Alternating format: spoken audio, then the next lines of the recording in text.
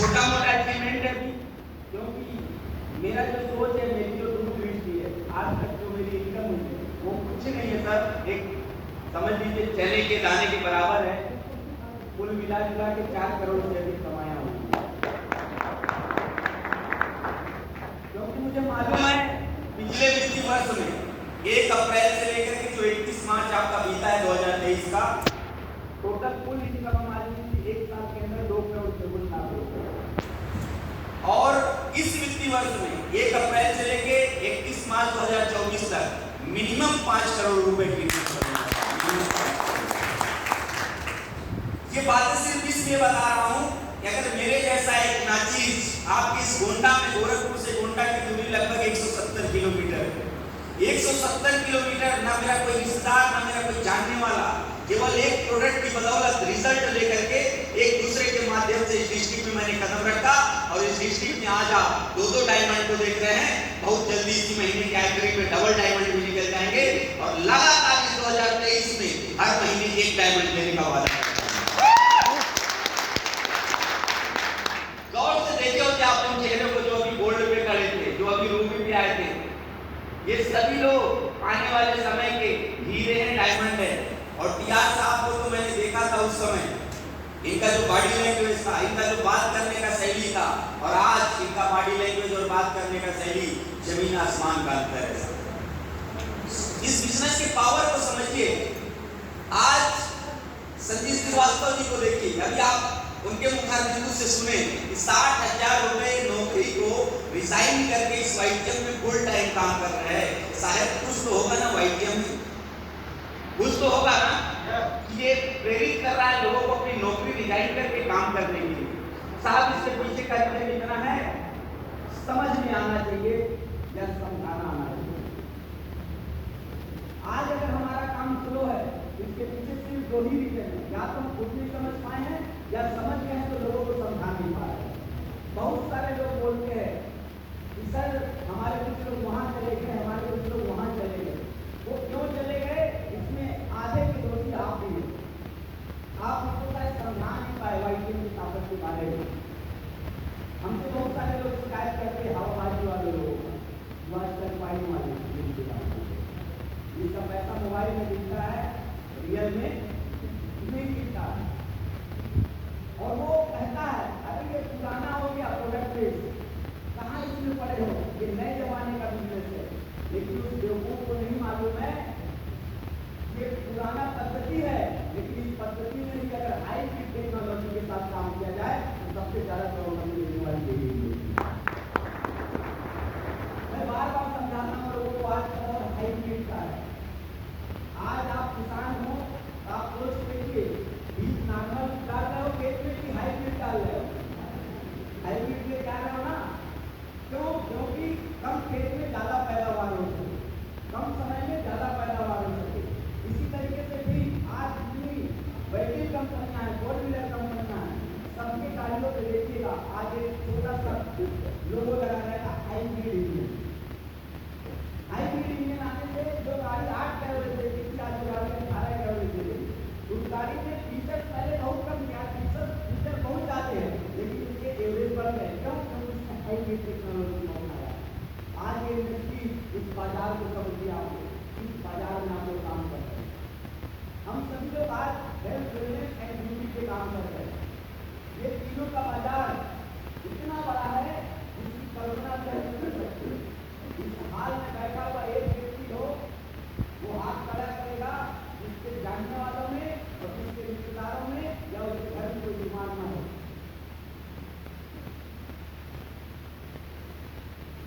समझ में आ रहा है? ये हाथ निकाला कर आप मुझे बीमार को देखते हुए बीमार हो गए।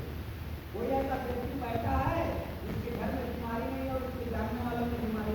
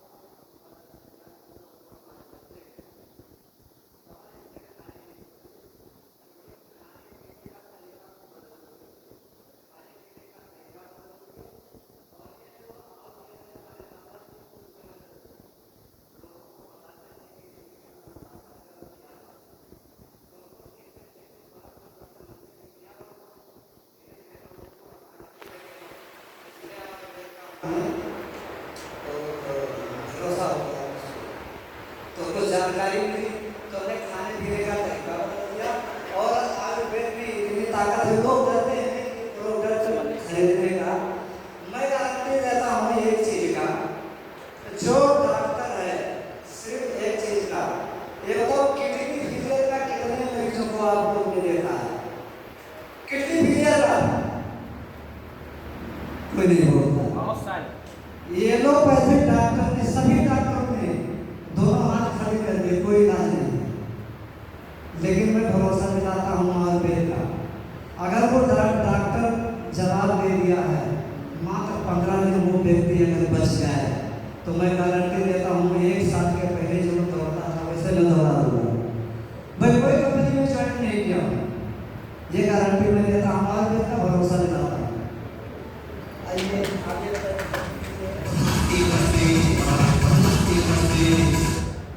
भाई अब हमारा दुकानदारी चलने दो, ना बंद करो। आपके जानने वालों में कोई बीमार नहीं है? नहीं, हमारे जो बच्चे हैं तो बच्चे की बात नहीं कर रहा, जानने वाले होते हैं। हर जानने वाले आप नहीं बच्चे हैं, इसी बात कर रहा हूं। जानने वाले बीमार है कि नहीं? अरे घर की बात नहीं कर रहे, रिश्तेदारी की बात कर रहे हैं। आप तो एकदम जैसे मोदी की विरोधी, मोदी के लिए केवल विरोधी करके ऐसे ही सहारा हो। बढ़िया, थैंक यू। जो आते हैं इनके रिश्तेदार उनको ये ठीक कर देंगे, लेकिन दवा खिला के ही सही करते हैं, ये ध्यान रखना। समझ में आ रहा है बात को? यानी कि कोई ऐसा व्यक्ति नहीं है जिसके जानने वालों में, जिसके परिवार में दवा का इस्तेमाल न होता हो। भाई साहब बोल रहे हैं मैं आयुर्वेदिक इलाज करता हूँ, अपने लोगों को खिलाता हूँ, लेकिन ये भी बोल रहे हैं कि लोगों को दवा खिलाने की जरूरत नहीं पड़ी। बात सेम है लेकिन घुमा रहे हैं। बात तो ये ना, एक आदमी सुबह सुबह लोटा लेके जा रहा था शौच के लिए, तो एक आदमी पूछ के, यार सबके घर में शौचालय बन गया है, बेवकूफ होकर तुम सुबह सुबह जाकर घर पे क्यों नहीं हो लेते, बाहर गंदगी पैदा हो। कहा तुम चुपचाप रहो, विपक्ष में। समझ में आया? तो कुछ मिलेंगे जो हमेशा विपक्ष में ही रहेंगे, आप कितनी योजना बना दी। कहने का मतलब ये है कि अगर एक हाथ खड़ा नहीं हो रहा, इसका बाजार कितना बड़ा ये समझ में आ रहा है। आने वाले 2020 तक, 2035 तक कोई ऐसा परिवार नहीं बचेगा जिसके पास एक हेल्थ कोच नहीं रहेगा। ये सोच लीजिए, आज मैं बोल के जा रहा हूँ, इसको नोट करके रखे रहिए। एक समय ये भी बोला गया था कोई ऐसा व्यक्ति नहीं बचेगा जो पानी खरीद के नहीं पिएगा। और लोगों ने मजाक उड़ाया था कि नहीं उड़ाया? यहाँ बैठे हुए व्यक्ति को एक हाथ खड़ा करके, कभी तक हम खरीद के पानी नहीं पिए, ये नहीं पिए। सोच के देखिए, जिस पृथ्वी पे 70% सिर्फ जल है, उस जल को भी आज हम खरीद के पी रहे हैं। किसी ने बोला था एक दिन, और आज वो डीजल हो चुका है गांव-गांव में, शहर-शहर में। इसी तरीके से एक दिन आएगा, कोई घर नहीं बचेगा जिसको हेल्थ कोच की जरूरत नहीं पड़ेगी। और ये जो क्रिप्टो वाले आपके बीच में आते हैं ना, अटकाने के लिए, आपको शायद पता नहीं है ताकत। बाजार उनके पास भी है, हम नहीं मानते कि बाजार नहीं है, लेकिन हमारा जो बाजार है आयुर्वेद प्रोडक्ट का, उनसे कई गुना ज्यादा बड़ा है, इसलिए संभावनाएं हम जवाब देना नहीं जानते हैं। जितने हमारे वाइटल फाइटर से सुन लेना, आज के बाद से आप लोग हमसे बार-बार वीडियो फोन करके सर उनको क्या बोले, वो बाहर चला गया, वो दिखाना चला गया। जवाब देना सीख लो। कभी भी कोई व्यक्ति अगर आता है, उससे सीधा क्वेश्चन करना, मेरे पिताजी का हार्ट खराब है सर, कोई ऐसा फाइन बता दो खरीद दो, हार्ट सही हो जाए। उससे पूछिएगा मेरे माताजी के घुटनों में तकलीफ है, कोई ऐसा फाइन बता कि मैं खरीद दूं और मेरे माताजी के घुटनों का दर्द सही हो जाए। उससे पूछिएगा कि मेरे बीबी का बाल झड़ता है, कोई ऐसा फाइन बता कि मैं उस फाइन को खरीद दूं और मेरे बीबी का बाल झड़ना बंद हो जाए। सर क्या बोलेंगे? है साहब, उसको समझाइए कि जो तुम खरीद रहे हो, कर रहे हो, करो, लेकिन मजबूरी में तुमको हमारा उत्पाद इस्तेमाल करना पड़ेगा, क्योंकि हर व्यक्ति इलाज ढूंढता है, दवा नहीं कराता है। ध्यान रखो, हर व्यक्ति इलाज ढूंढता है। एकमात्र इकलौती कंपनी आपके बीच में जिसने स्लोगन ही लेके रखा है, हम दवा नहीं इलाज बेचते हैं, हम उत्पाद नहीं विश्वास बेचते हैं। ये सोच के देखिए, हमारा टीम डेवलप मॉडल के नाम से मैं अपनी पूरी टीम को रन करता हूँ। हमारा स्लोगन है पहले ईमानदारी बाद में दुकानदारी। कई सारे हमारे नेटवर्कर भाइयों को पुराना एक स्लोगन दिया गया, दुकान बदलो भोजन बदलो। सुने क्या दुकान बदलो का नारा देकर के सफल हो जा सकता है? अगर मैंने नारा दिया दुकान बदलो का, तो बगल वाले की दुकान के बगल की दुकान को डालना पड़ेगा, तभी तो बदलेंगे ना। लेकिन आपके चौराहे का जो पंसारी का दुकान है, आपके जानने वाला जो मोहल्ले का है, आपके गांव का दुकान है, आप रहें या ना रहें, आपका लड़का जाता है और सामान लेके चला आता है, बहुत प्यार से बोलता है पापा आएंगे तो पैसा देंगे। जरा एक दुकान बदलो वाले के नारे के पास जाइएगा और कहिएगा पिताजी मेरे लिए जरा सामान दे तो देगा। साफ कंपटीशन हम कहां कर रहे हैं, जहां कर ही नहीं पाएंगे कंपटीशन। इस कॉन्सेप्ट को चुरा लिया डी मार्ट वालों ने, डी मार्ट वालों ने, विशाल मेगा मार्ट वालों ने, मेगा शॉप वालों ने, डी बाजार वालों ने, स्मार्ट बाजार वालों ने इस कॉन्सेप्ट को चुरा करके हमारे और आपके शहर में एक दुकान दिया और एक नारा दिया कि एक छत के नीचे सारा सामान मिलेगा। हम जाते हैं कि नहीं जाते हैं सर? जाते हैं कि नहीं जाते हैं? क्योंकि आज डेट में समय किसी के पास नहीं है। पहले लोग सफर के बाजार करने जाते थे, इस हाल में कितने लोग बैठे जो आज सफर के बाजार करने जाते हैं? एक दिन हुआ करता था बाजार का, क्या है बुध वाला बाजार है, मंगल वाला बाजार है, इतवार वाला बाजार है। आज है बाजार, आज डेली बाजार है और वो बाजार आपके मोबाइल में साथ फ्लिपकार्ट, अमेज़न, शॉपक्लूज, मीशो, ये सब है कि नहीं मोबाइल में? जमाना कितना तेजी से परिवर्तित हुआ, लेकिन हम अपने आप को परिवर्तित नहीं किए। इसलिए लोग आज आरोप लगाते हैं कि बिजनेस पुराने मॉडल का है। ये बिजनेस पुराने मॉडल का नहीं है, ये बिजनेस आज नए लोगों के जनरेशन का है, क्योंकि आज किसी के पास टाइम नहीं है और हर व्यक्ति बड़ा पैसा कमाना चाहता है और कम समय में बड़ा पैसा कमाने वाला सिर्फ एक इंडस्ट्री है, एमएलएम मल्टीलेवल मार्केटिंग।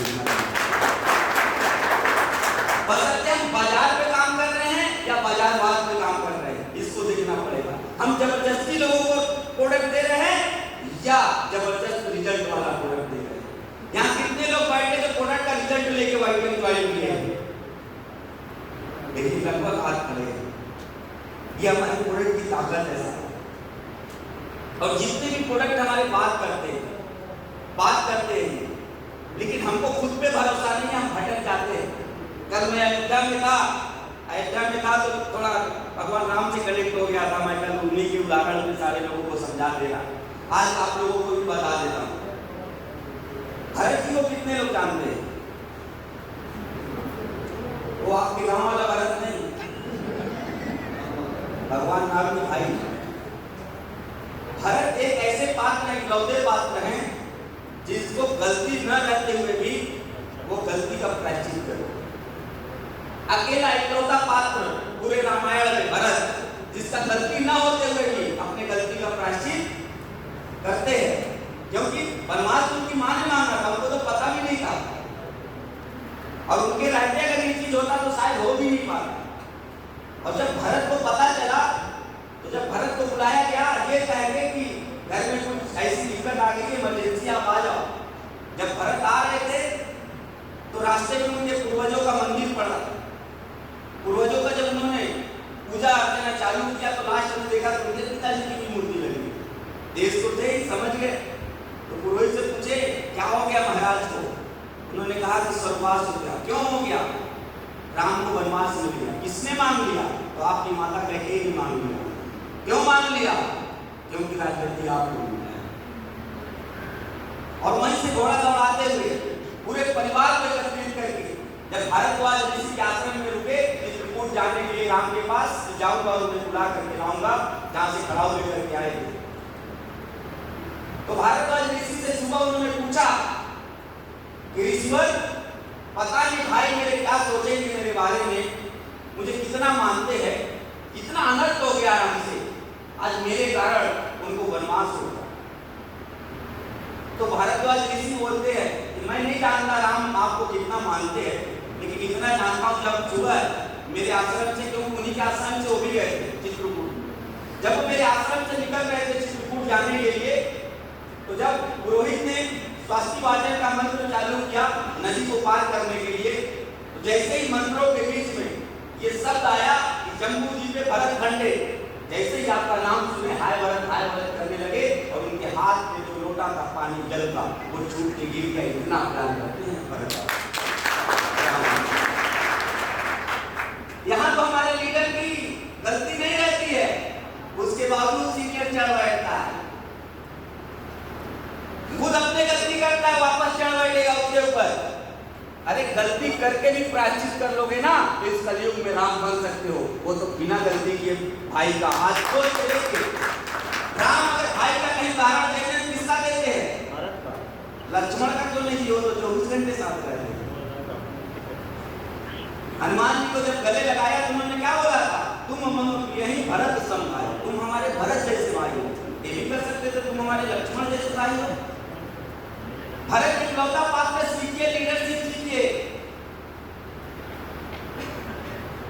और जब चित्रकूट पहुंचे, सारे कुछ हो गए, रात में राम जी पूछे बताओ किस लिए आए हो? तो भरत ने बोला कि भैया आप क्या चाहिए, अब क्या मांगूं आपसे, सब कुछ तो मिल ही गया। आज आपके सर पे जो राज मुकुट रहना चाहिए आज जटाजूट है। जिस भाई के अंग पे राजसी वस्त्र होना चाहिए उसके अंग पे एक वलकल है। जिसके पांव में कितने कांटे छुए होंगे इस जंगल चित्रकूट तक आते हुए। अब मैं क्या बताऊं मुझसे कितना बड़ा पाप हुआ। सोच के देखिए, भरत की तो गलती नहीं थी ना, उसके बावजूद प्रायश्चित। ये असली लीडरशिप है साहब। और इतना बड़ा कांड होने के बाद जब चित्रकूट सारे लोग पहुंचते तो सबसे पहले पैर किसका छूते हैं? राम जी। किसका छूते हैं? और हम लोग आज कोई विरोध करते ना उसको देखना पसंद नहीं करते, सीधा गोली मार देते एक बीघा जमीन के लिए, हो रहा है कि नहीं हो रहा है के लिए। लेकिन राम को क्या नहीं मालूम था क्या सबसे पहले बड़ी मां का पैर छूना चाहिए, कौशल्या का मालूम था। लेकिन वो जान रहे थे कि हमको वनवास मिलने से सबसे ज्यादा द्वेष हमारे प्रजा के बीच में माता के कहीं के प्रति है। मैं उनका सम्मान करूंगा तो प्रजा भी उनका सम्मान करना चाहूंगा। इसलिए पहले अगर आपके डाउन लाइन से आपके अप लाइन से कोई गलती भी हो जाती है, आप माफ करना सीखिए। कई लोग उतावले हो जाते हैं, चल उसकी आईडी ब्लॉक करा दीजिए, तुरंत के तुरंत ब्लॉक करा दीजिए, एकदम नहीं चलना चाहिए, उसको देखना पसंद नहीं करते हैं। सर वो काम करेगा तो हम काम नहीं करेंगे। अरे बेवकूफ आदमी, आजकल का सीरियल चलता है तो रोड सन्नाटे नहीं होते हैं। एक समय राम की कहानी चलती थी, रोड पे घर गुजर जाएगा, कभी सोचे क्या? यहाँ कई धर्म के लोग बैठे हैं, आप राम को धर्म के हिसाब से मत देखिए, राम की कहानी को उसको कहानी के हिसाब से पढ़ लीजिए, कहानी के हिसाब से पढ़ लीजिए। हम लोग टीवी देखते हैं, पिक्चर देखते हैं, क्या हर पिक्चर सही होता है? लेकिन उससे सीख मिलती है कि नहीं मिलती है? अब उसी कहानी की तरह इस कहानी को भी पढ़ लीजिए। बहुत लोग लगता है ये तो काल्पनिक है, काल्पनिक ही मान के उसको पढ़ लीजिए, अगर वहां से कुछ सीख मिलता है और एकाग्र हो जाइए। अरे राम को छोड़िए, राम के नाम पे किताब लिखने वाले लोग आज अमर हो गए। पढ़ते ही नहीं तुलसीदास को, पढ़ते ही नहीं वाल्मीकि को, पढ़ते ही नहीं कम्मन को। ये लोग केवल उनके नाम पे अपना धंधा चला लिए, दुकान चला लिए। सोचिए जिस आप उनके नाम पे काम कर लोगे, उनके बताए गए मार्ग पे चलोगे, देखिए दो चरण होता है अपने जीवन में, या तो महापुरुषों के नाम पे बनाए गए मार्ग पे चलो, या तो महापुरुषों के बताए गए मार्ग पे चलो। सब समझ में आ रहा है? हम लोग चलते महात्मा गांधी मार्ग, पढ़े हुए कोंडा में होगा, फलाने मार्ग ठिकाने मार्ग, उनके मार्ग पे तो चल ही रहे, नाम पे बनाए गए मार्ग पे चल रहे, लेकिन उनके बताए गए मार्ग पे जिस दिन आप उन लोगों के बताए गए मार्ग पे चलोगे, आपके नाम का भी एक मार्ग नजर आएगा दुनिया में आपके नाम में। इस ताकत को समझिए, ये वाइटम क्या दे सकता है? आज ये industries health and wellness system लोग काम कर रहे हैं, 18,000 करोड़ से ज्यादा का टर्नओवर कर रही है, और ये 2025 तक 64,000 करोड़ से ज्यादा का टर्नओवर करेगी। आप अपने आप को कहां रखना चाहते हैं देख लीजिए। जिस ब्यूटी इंडस्ट्री में हम लोग काम कर रहे हैं, यहाँ कोई ऐसा व्यक्ति बैठा है जो आज साबुन नहीं लगाता है सर, कोई ऐसा व्यक्ति बैठा है जो शैम्पू नहीं करता है, कोई ऐसा व्यक्ति बैठा है जो क्रीम लगाना पसंद नहीं करता, कोई ऐसा व्यक्ति बैठा है जो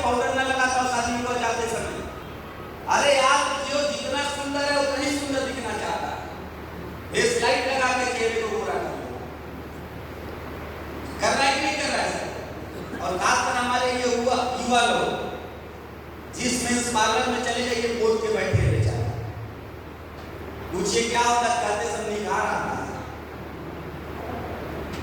बाल का डिजाइन देख लीजिए, उस बेवकूफ को नहीं पता है कि बाल कितना भी डिजाइन करा लोगे जिंदगी में कुछ होगा नहीं। बाल को छोड़ो और मान के चक्कर में पड़ो, जिस दिन जेब में रुपया आएगा उस दिन सारा निखार आ जाएगा, सारा पैसा।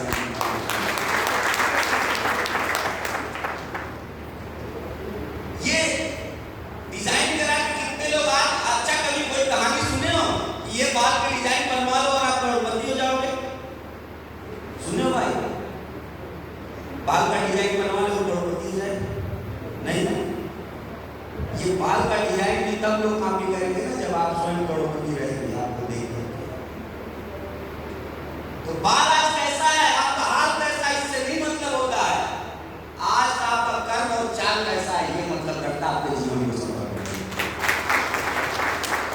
ये चीज के हमारे लोग सिखाते हैं आपको, इसको सीखने की जरूरत है। अभी मैं कल रात में जब होटल में पहुंचा तो हमारे साथ बैठे थे टीआर साहब, मिश्रा जी, आपके फर्स्ट टाइम यहाँ से बदरुद्दीन जी भी। इन लोगों ने पूछा सर ये चीज हमको सिखाना चालू की, हमने 2-3 टिप्स बताए इन लोगों को। जीवन में हमेशा अगर हम कोई चीज बता दी, जो आज आपको बता रहे हैं, इंफॉर्मेशन है आपके लिए, इसमें इंप्लीमेंट करेंगे लगातार तो ज्ञान बन जाएगा।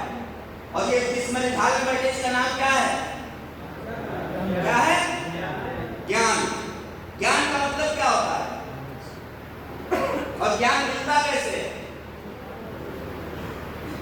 ज्ञान मिलेगा तभी, ज्ञान का निश्चय कर दीजिए। ज्ञान का मतलब होता है ज्ञान, जो आप ज्ञान करना चाहते हो, प्राप्त करना चाहते हो, न का मतलब होता है उसको निवेश करना। ये जो आज आप बैठ के समय का निवेश कर रहे हो ना, ये जो हम लोगों की बातें सुन के इसको इंप्लीमेंट करोगे ना, यही आपका ज्ञान बन जाएगा। यही ज्ञान को जब बार बार लगातार करोगे एक दिन ये स्किल बन जाएगा और जिसके पास बैठोगे उसकी जिंदगी को बदल कर दोगे। आज हम लोग जिस शहर में जाते हैं, जिस जिले में जाते हैं, यूपी का तो लगभग जिला है, लगातार मेरा कार्यक्रम रहता है, कोई भी खाली नहीं रहता है। अभी हम गोवा से आने के बाद कंटिन्यू प्रोग्राम में, एक दिन भी खाली नहीं है। इसलिए देखिए गला बैठता है, रात में सही हो रहा है, फिर बैठ जा रहा है, लेकिन कोई फर्क नहीं पड़ता, क्योंकि मेरा सपना इतना बड़ा है अपने लोगों के लिए 1000 लोगों को 10 लाख में पहुंचाना है। और आपको बता दें आज लगभग 20 लोग ऐसे हो चुके हैं जो 10 लाख से ज्यादा का इनकम करना चालू कर दिए। मैं 2027 में आपको मिलूंगा, मैं 1000 लोगों का लिस्ट आपको दे दूंगा, जाकर मिल लीजिएगा जो कंटिन्यूटी में 10 लाख रुपए कमा रहा है। ये छोटे मोटे सपने के लिए व्यापार नहीं है। इसमें बहुत सारे हमको चेहरे दिख रहे हैं जो पहले दिन या पहली मीटिंग में जब हम गुंडा में आए थे, ओपन मीटिंग में, तब से मैं देख रहा हूँ, लेकिन परिवर्तन नहीं देख रहा हूँ उनके अंदर। लेकिन वो व्यक्ति दिन रात परिवर्तन के चक्कर में पड़ा हुआ है कि कुछ हमारे जीवन में परिवर्तन हो जाए। परिवर्तन तभी होगा जब स्वयं में हम परिवर्तन करना चालू करेंगे। आज टीआर जी पहले शुरुआत में जब मैं इनको कुछ बोलता था तो सोचते थे कि जाएंगे तो क्या होगा क्या नहीं होगा, लेकिन धीरे धीरे जैसे जैसे मैं मार्ग दिखाता गया, संजीव श्रीवास्तव जी, हमारे राजेश पांडे सर बैठे, जोरदार ताली होनी चाहिए उनकी खास बात बताता हूँ, जब भी वो बात करते पॉजिटिव बात करते। ऐसे व्यक्ति जीवन में तलाश रखिए, जब भी फोन आए, जब भी वो आपसे रूबरू हो तो पॉजिटिव बात ही करें। और पॉजिटिव बात राम ने किया था, तो राजतंत्र का मंत्र देके और उस रात कहते कुछ क्षमा का मंत्र देके किए थे कि नहीं किए थे। और कैकेयी जैसी मां खुद राम से अपने बेटे को मांगती है कि मेरे भरत मुझे मां बोलता रहे, मुझसे नाराज ना रहे, राम मुझे बस इतना दे दे। तो राम ने उस समय बोला था, अरे 100 बार धन्य है वो एक लाल की माई जिसने जना है भरत जैसा।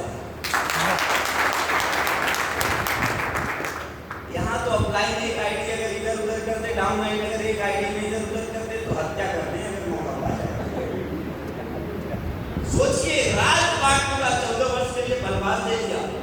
अगर आपके अंदर वो गुण है, इस बिजनेस को करना पड़ेगा शिद्दत से,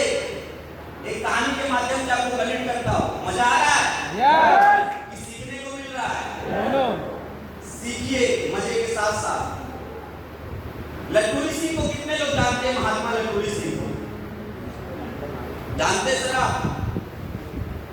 अच्छा अंग्रेजी ले रहे हैं, बोला महात्मा लटूरी सिंह को कौन कौन जानता है यहाँ? नहीं जानते? महात्मा लटूरी सिंह की कहानी बता देता हूँ। महात्मा लटूरी सिंह जमींदार थे और चौमासे का टाइम समझते हैं, यही जो चल रहा है। चौमासे के टाइम में पहले गांव देहात में पूरा खाली रहते थे लोग, जब तक ये गोली नहीं आ जाती थी दान की।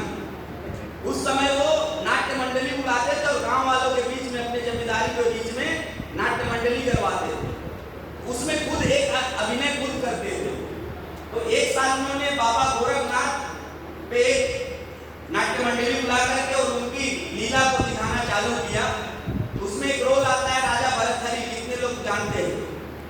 राजा भरतहरि का रोल वो अदा कर रहे थे और भरतहरि का रोल अदा करते करते डेली चलता था, डेली लोग ताली बजाते थे, डेली लोग खुश होते थे, अरे वाह क्या अभिनय करता यार लटूरी। लास्ट दिन जब आया तो उनकी पत्नी थी घर में बैठी, उन्होंने बोला देखो भाग्यवान, रोज तुम आती थी हमारा अभिनय देखने के लिए, लेकिन मैं आपसे आग्रह करता हूँ, विनती करता हूँ कि कल तुम हमारा अभिनय देखने के लिए मत आना। अब वाइफ में जिस चीज का मना करिएगा सब ज्यादा चलता है उसके दिमाग में। अगर ये कह दीजिएगा कि कल हम रात में रहेंगे और फोन बंद रहेगा, फोन मत करना। माँ कसम बता रहे, सुबह उठ के जैसे फोन करिएगा 10 मिनट क्योंकि शक है ना, उसके भी दिमाग में शक आया। और वो बेचारी, उन्होंने तो लास्ट दिन का अपना कार्यक्रम चालू किया और वो दूसरे के छत पे जाके चोरी से लगी देखने। लगता है इसका कोई चक्कर है, कोई पसंद आ गया है नाट्य मंडली, देखते हैं आज ये क्या कांड करता। तो जब लास्ट समय आया और राजा भरतहरि जब अपने राजपाट को छोड़ करके सन्यास जीवन में प्रवेश करते हैं नाथ संप्रदाय में, वो रोल उनको करना था और भिक्षा मांगना था। वो पूरे वलकल में थे और उन्होंने कहा यहाँ बैठी हुई, यहाँ उपस्थित सभी माताएं बहनें, आज से हमारी माताएं बहनें ही रहेंगी। यहाँ उपस्थित सारी स्त्री, यहाँ उपस्थित सारे पुरुष आज से हमारे देवता तुल्य भाई और अभिभावक ही रहेंगे। और ये शपथ लेता हूँ आज के बाद मैं इस राजसी जीवन को छोड़ करके संन्यास जीवन में प्रवेश करता हूँ। तब तक कोई बहुराई बैठी, वो धीरे से करे लटूरी, तू तो हर स्त्री को अपनी माँ मान लिया, तेरी लुगाई देख कुछ छत पर से देख रही। उन्होंने कुछ नहीं बोला, एकदम शांत हो गए। नाटक खत्म हुआ, सारे लोग ताली बजा रहे थे, क्या शानदार अभिनय किए, क्या शानदार अभिनय किए। लेकिन लटूरी सिंह उसी दिन अपना कपड़ा नहीं उतारे जो गेरुआ वस्त्र पहने थे। सारे गांव के लोग डिस्टर्ब हो गए।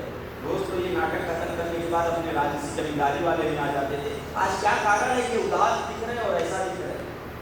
तो सारे लोग मना के थके, उन्होंने कहा नहीं, मैं आज के बाद से राजसी जीवन में नहीं जाऊंगा, आज से मैं भी सन्यासी जीवन में जाऊंगा। और वो भिक्षा का पात्र लेके सबसे पहले अपने घर गए और उन्होंने वाइफ जैसे ही बाहर निकली लगी रोने। उन्होंने कहा मैंने तुमसे मना किया था कि कल तुम हमारे नाट्य को देखने के लिए मत आना और तुमने माना नहीं। और मैंने कसम खाई थी, और जब मैं किसी अभिनय को कर रहा होता हूँ तो मैं कर नहीं रहा होता हूँ, उस अभिनय को जी रहा होता हूँ। और तूने मेरी बात नहीं मानी, इसलिए आज से मैं सारा अपना जीवन, सारा धन अब लोगों के कल्याण के लिए लगाऊंगा। और आज महात्मा लटूरी सिंह का पूरे इंडिया में 167 इंटर कॉलेज है, लगभग 200 अनाथालय है, लगभग 300 वृद्धाश्रम।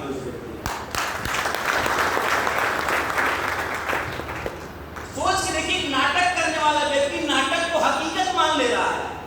समझ में आ रहा बात? एक नाटक करने वाला व्यक्ति इस तरीके से अभिनय में डूब जा रहा है, उस जीवन को सच्चाई मान लेता है और अपने घर द्वार को त्याग देता है। और हम वाईटीएम में आए हैं करोड़पति बनने के लिए, लेकिन सीरियस नहीं होते।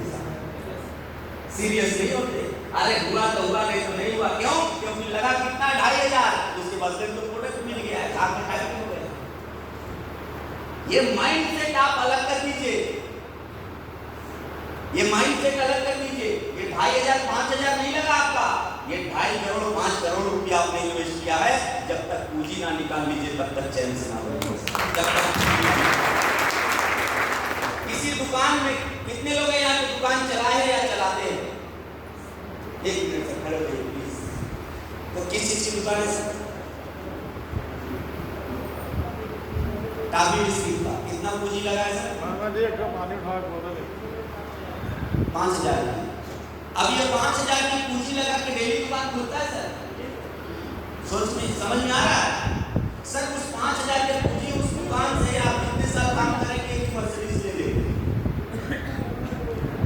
2 साल में मर्सिडीज आ जाएगी। एक मर्सिडीज की कीमत 60 लाख होती है। 2 साल से कर रहे हैं ना? 2 साल से कितना हो गया सर? 5,000 की पूंजी 50,000 हुई। कितना ग्रोथ हुआ 2 साल में? आज सारे सपने पूरे हो जा रहे हैं। सारे सपने पूरे हो गए? नहीं हुए। सोच के देखिए 5,000 की पूंजी लगाने के बाद व्यक्ति रोज सुबह दुकान खोल रहा है, रोज सुबह दुकान खोल रहा है, रोज रात में बंद कर रहा है, रोज सुबह दुकान खोल रहा है, रोज रात में बंद कर रहा है, रोज सुबह दुकान खोल। अरे पानी आता है, छाता लेके जाता है, कस्टमर आए या ना आए, शटर उठाना है तो कितना सीरियस है। 2 लाख 4 लाख 5 लाख रुपए लगा कर दुकान में आप तो कमाना है करोड़ों रुपया, और आप कहते हैं साहब शादी की शादी है 5 दिन पहले से करना है। देखो कुछ पीड़ित बैठे हैं, समझ में आ रहा है? साली के शादी और साले के शादी कितना दिन पहले? 1 हफ्ता पहले। सवाल है इज्जत का साहब, दबान में उठा रहा है। हाँ वही पे तो साली तीसरा जो हमको जाते थे तो प्यार से जीजा जी करती थी। क्यों, सही है कि नहीं है? और ये बेवकूफ जो जीजा जी है वो जाके ससुराल में जाके साली की शादी में क्या करता है? 4 दिन पहले से केवल डिस्टर्ब करता है। बोलाने और कुछ इधर अरे रोहित समझ में नहीं आता है, अरे काम नहीं हो जाएगा तो कुछ करेगा नहीं, खाली टाइट बाजी मारेगा क्योंकि वहां का दामाद है। आइए बेवकूफ 5 दिन पहले से जाकर बैठा क्योंकि निकम्मा घर का, नहीं तो जाता ही नहीं। सिंपल सी बात है। और एक इसका साधु है जो पैसे से थोड़ा ठीक ठाक और वो शादी के दिन ही पहुंचता। ये बेवकूफ जब गया था तो इसको मिला था लड्डू पानी पीने के लिए, और जब इसका साधु आया उसको मिला रसमलाई पानी। अब इसके दिल में खलबली मच गई, साजी गई, साला दामाद है उसको सारा रसगुल्ला मिल रहा। बीवी को ले गया था बड़े सपने से किस बहन के शादी में बीवी क्या क्या सोची होगी। अब ये उसको भी डिस्टर्ब कर देता। सुनो जी राखी, हम जा रहे हैं छोड़ के, आना होगा तो चलिए आना, नहीं रह जाना, आज हमारी बहुत बड़ी बेइज्जती हो गई। आई बेवकूफ झोला वाला उठा के चल दिया, झोला उठा के चल दिया इसलिए कि हमको रसगुल्ला दे दिया। इज्जत क्यों नहीं था? अभी ना 5 दिन पहले से जाकर ससुर जी क्या बोलते हैं, ए बाबू और सब्जी में डालो ना, चलो पहले जाके दे दो। उसमें भी को हट हो गया, सारा घर का दामाद उसको सारा कटहल की सब्जी चला होगा कि नहीं हुआ? साहब का हर्ट नहीं होना था, वहां एक कसम खा के आना था, अगली बार जब इस ससुराल में किसी की शादी बढ़ेगी इतना कमा के आएंगे, इतना कमा के आएंगे, सारे दुनिया की जो सबसे महंगी मिठाई होगी पैर छू के खिलाओगे, पैर छू के।